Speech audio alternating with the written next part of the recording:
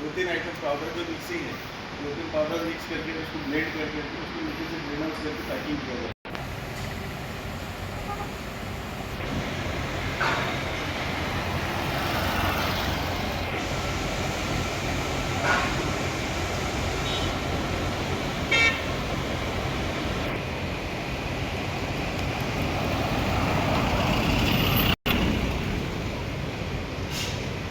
देवेंद्रजी, Dombivli MIDC मध्ये एकूण किती कंपन्या आहेत आणि युद्धाचा फटका या कंपन्यांना कशा पद्धतीने आतापर्यंत लागलेला आहे आणि यापुढे कशा पद्धतीने लागण्याची शक्यता आहे? आपल्या इथे डोंबिवलीमध्ये ॲक्च्युली इंडस्ट्रीज आहेत ते 450 इंडस्ट्रीज आहेत. त्याच्यात केमिकलचे आहेत 125 आहेत, टेक्सटाईल्सचे 110 आहेत, पण त्याच्यातले फक्त 65 चालू आहेत, बाकीचे बंद झालेले.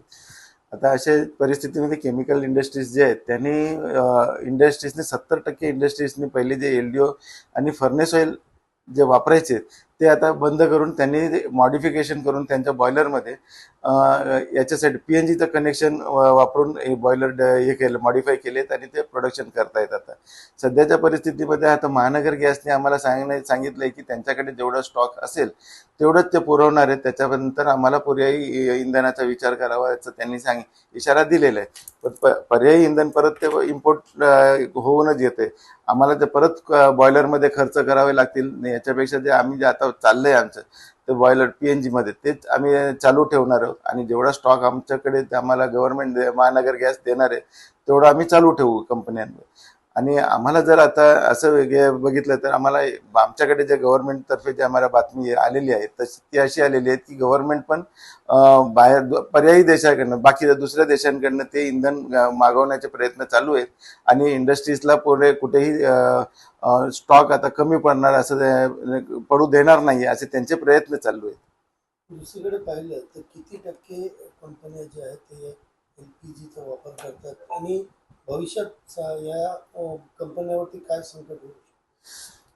70% कंपन्या कन्वर्ट झालेले आहेत PNG वर. जर काय त्यांना आता स्टॉक भेटला नाही, PNGचा सप्लाय भेटला नाही तर ते नंतर पुढे जाऊन बंदच पडणार आहे.